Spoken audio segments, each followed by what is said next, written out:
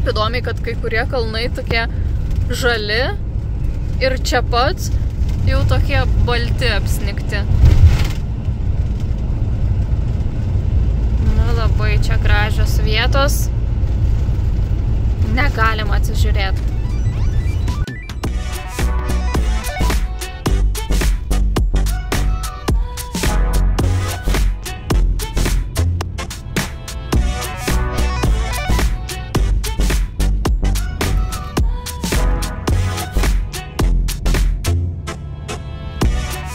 Net nepajutom, kaip čia to sniego taip iš karto atsirado. Jau, siena! Jej! Ar ten buvo parašytas 1 kilometras dar? Jo, tuneliu kirsim sieną. O! Įvažiavom Ispanijai, išvažiuosim Prancūzijai. Dar vienos sienos kirtimas! Ir šitas vienas gražiausių sienos kirtimų, tikrai. Nespėjau filmuoti, važiuojam ir žiūrim kiekvieną pusę, vos spėjom, tas koks gražus kalnas. Labai geras sienos kirtimas. Nu, pagaliau šviesa tunelio gale jau matosi. Kaip Deivis ir sakė, vienoj šaly įvažiavam, kitoj išvažiuojam. Oi, kaip šviesu. Prancūzija! Oi, čia kaip balta. Balčiau nei Ispanijoje.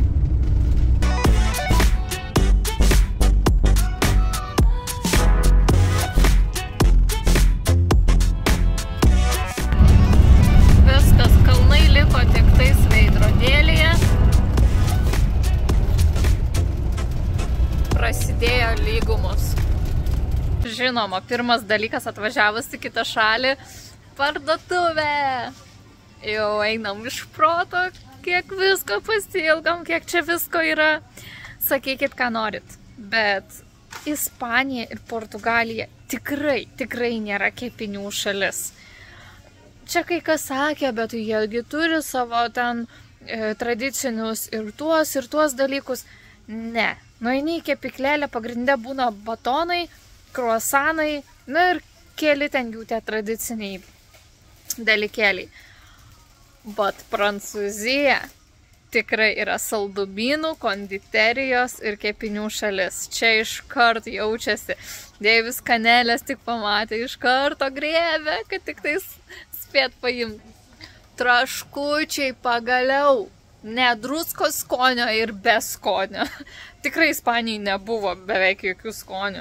Pagaliau čia sakau, ne tai, kad radau kitų skonių. Sakau, Deivis, aš sakau, net negaliu išsirinkti, kokių noriu, nes yra visokių. Aišku, yra ten tų nesąmoningų picos skonio, kebabo skonio, bet jų bent jau yra. Nes Ispanijoje išvis jokių skonių nebuvo. Šiaip, sakyčiau, Prancūzija tokia daugiau gurmaniška šalis, čia yra visokių tokių įdomių, nematytų dalykėlių. Nu, čia mažo maišelio nebeužteks. Įsijautėm truputėlį. Tiek visokių naujų dalykų paragauti turėsim. Išleidome 27 eurus, bet tikrai prisipirkom visokių nesąmonių. Patys pripažįstam. Pagaliau atvažiavom. Bet jau 8 valandos, tai jau į miestą neįsim, o atvažiavom į Tulūzo miestą, bet jau šiandien tikrai neįsim, jau ir šiaip alkani ir šiek tiek pavargom, nemažai važiavom. Nežinau kiek, bet įdėsiu žemėlapį, net neįsivaizduoju kiek važiavom. Tai jau eisim apžiūrinėti miestą rytoj. Labas rytas iš vėjuotojo Tulūzo. Naktį, kai prasidėjo vėjas, gūsiai pasižiūrėjau, paskui buvo iki 35 metrų per sekundę. Jautėsi. Visas kemperis siubavo, nemiegojau beveik visą naktį. Einam šiandien apžiūrėti miesto. Šiaip nėra šalta, plus 18. Tiesiog, kad tas vėjas vis dar stiprus. Koks iš karto jaučiamas skirtumas Prancūzijai, tai labai didelė gausa dviračių. Tikrai nei Ispanijai, nei Portugalijai tikrai niekur tiek nebuvo. Kadangi dar nesam pusryčiavę, Tai pusryčiaujant mieste, dar vieni prabangus pusryčiai, bet šiandien galima, nes pirmasis rytas Prancūzijoje. Tai sakom, šiek tiek švęskime su tokiais balynais.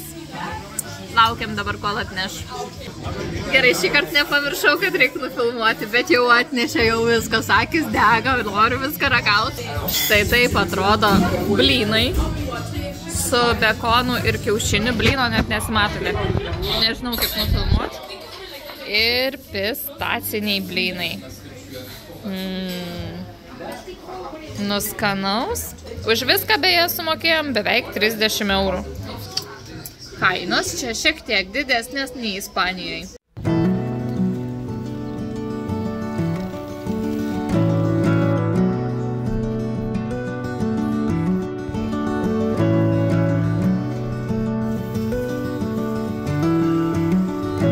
Tiek ir to Tulūzo.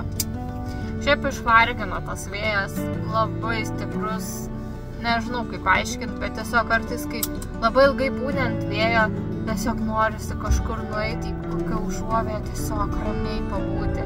Ir šiaip labai daug žmonių, dviračių, motorolerių, dviračių tai tikrai labai pasijuto. Nebuvo tikrai Ispanijoje tiek kažkaip tokia labai dviračių kultūra. Čia yra ir benamių. Irgi labai pasijuto. Labai daug. Nežinau, ar kad didelis miestas, dar kažkokių didelių išvadų nedarykime, bet daug daugiau nei buvo Ispanijoje, Portugalijoje. Tai lekiam toliau.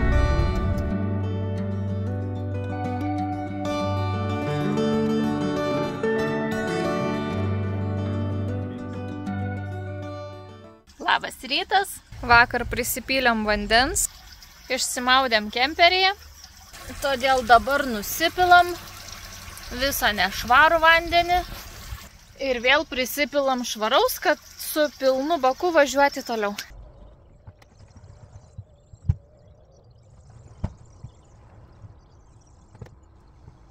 Beje, dėl to depozito praeitą kartą gal šiek tiek ir pamelavom. Nėra Prancūzijoje depozito, gal sumaišėm su Vokietija, arba mes į priekį dar važiavom pro Belgiją, tai gal su Belgija sumaišėm, bet ir visai gerai, nes sudėtinga, kai gan greit pravažiuoji pro visas šalis, kartais gaunasi, kad tu nusiperki su depozitu butelius ir kol tu juos išgeri, tu jau būni kitoj šaly ir tas depozitas jau nebegalioja. Tai gal ir visai patogu, kai jo nėra. Nors aišku, smagu, kai šalis renkasi rūšiuoti, negu kad mesti bet kur. Esame Carcassonne miestelyje, Prancūzijoje ir einame prie Carcassonne pilies. Labai gražiai atrodo iš šono, labai didelė, galinga. Pasižiūrėsim, kaip atrodys iš ten.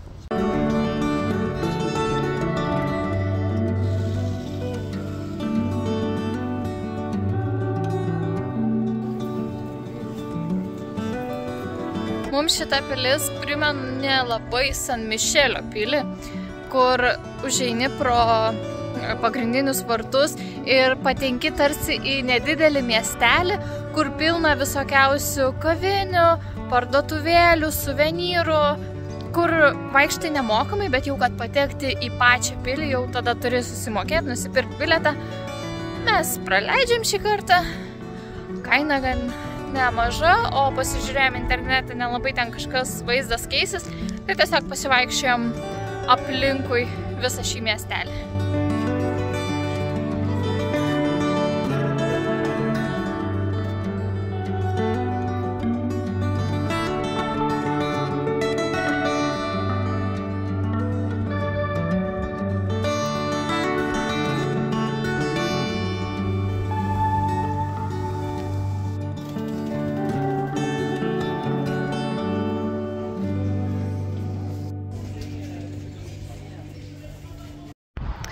Liko pilis tolumoje.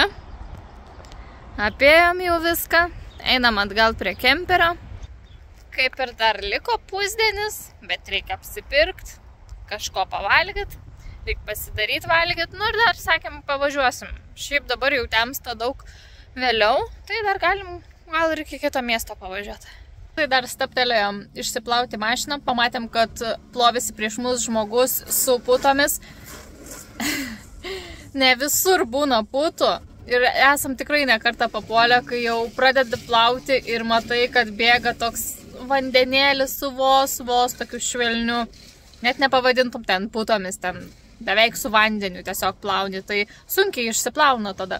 Tai jeigu pamatom, kad yra su putomis, tai iškart naudojamės progą ir plaunam kemperiuką.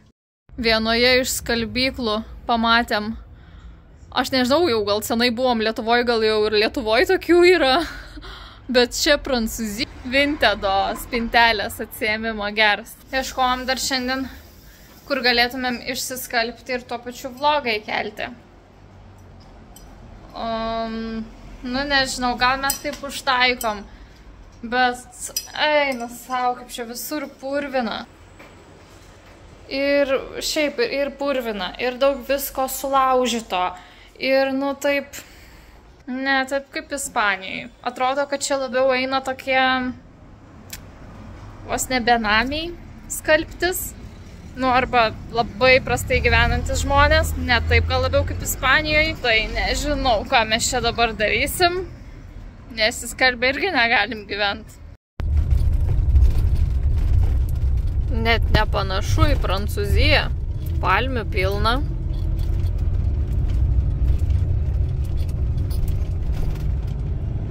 Kur čia atvažiavom?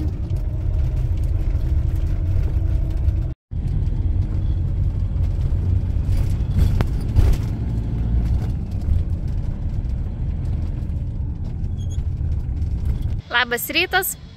Mes ir vėl pasinaudojom viešuoju transportu.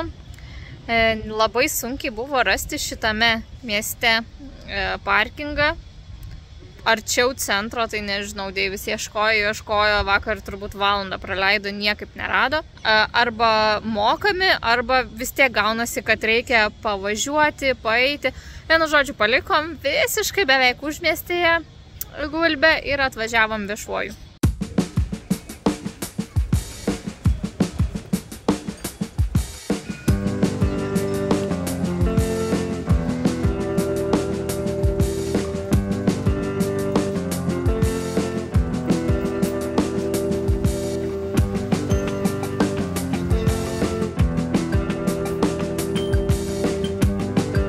Apgavau, iš tikrųjų mes esam Paryžiuj. Patikėt, ne? Yra šiaip šiokio tokio jausmelio, labai daug architektūros panašios į Paryžių. Nu, ne veltui Prancūzijoje esam, bet ne toli gražu dar čia.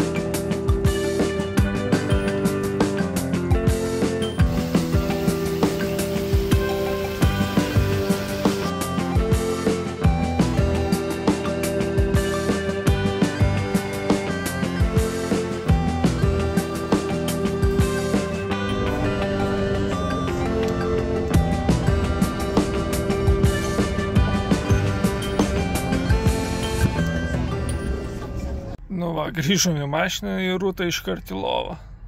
Tiek pavargo.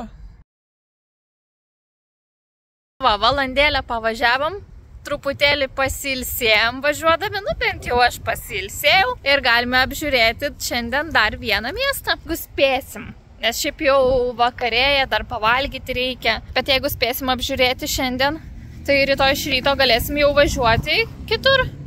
Nereiks dar vieną dieną čia būti.